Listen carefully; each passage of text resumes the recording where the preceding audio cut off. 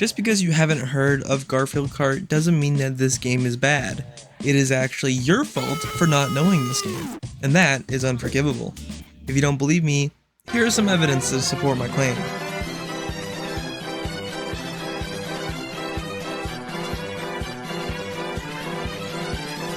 Now, if you don't see just how good this game is, I think you should leave. Actually, wait, no, stay. I want the watch time. Garfield Racing, though, is one of those karting games that is just mandatory for every franchise now. Let's be fair, Garfield Kart is actually not that bad. It has features that I think are well done, and others that you saw earlier. Now we're going to be comparing this game with the Nickelodeon game that is basically the same, but I think deep down we know which one is better. Now the actual game has very little content that we can talk about. I'm not really sure why I'm making this video, but it's just racing and some time trials. Now this is understandable for a low budget kart game, but I also think this is a problem for most kart games. I'm pretty sure Sonic Racing has at least a semi-campaign mode that this game is missing. It's also missing a party mode or a progression or locked content that matters. All karts are unlocked and all characters are unlocked. The only good thing that would count as progression are the hats and wings.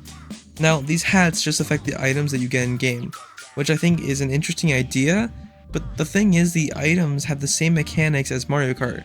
Depending on your spot in the race, this changes the odds of getting certain items and stops certain items from spawning. So while these hats make something like the pillow work better, you might need to be last to even see its effect, so it's kind of a mute idea. Now speaking of items, there are, of course, similar to Mario Kart with the shell, the mushroom, the banana, all themed with this fat ass in mind.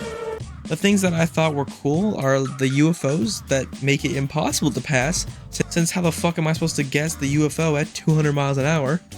I can't even do that in Fall Guys at like 10. The pillow is cool, it makes everyone sleep and you can fall off the map, but it's also annoying. Other than that, everything is super simple. Now the physics are kind of bad, but they're also kind of good. They make me want to kill myself, but in a good way.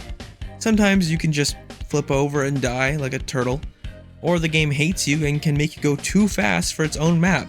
It's like the devs were IGN reviewers and then they just raced like at the slowest speed they could throughout the tracks and never even went fast. Now if you bump into another kart, then you get slowed or you get locked in. Why the fuck is it like this? It's a kart racer, and if you bump into another person or animal, you get fucked over. You know, I get that the game has actually decent physics because of that, but how are you going to design the game like this? Other times you will just move so dumb or get turned around or get flung or pushed or some random stupid shit. A bunch of stuff.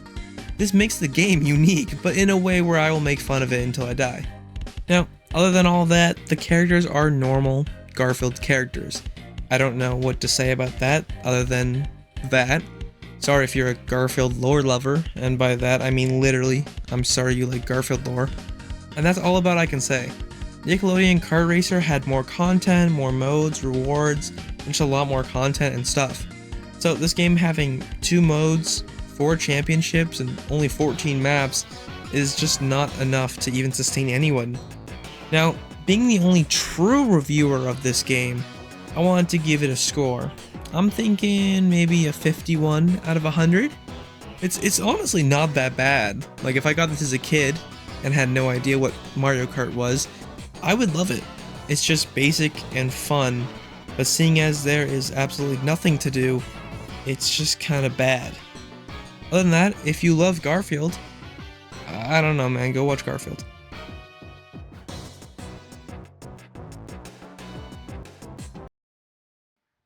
Now, last video, I wanted to showcase some comments and talk about the game, so here they are.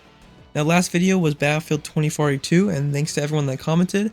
The main consensus was that the game is actually still fun to play, and the PC port is still going strong, but I think we all agreed the launch was what killed the game and made it just not fun to play. I think everyone is waiting for them to make a game like Battlefield 4, hopefully. Thanks for watching, and I'll see you guys soon on Halloween.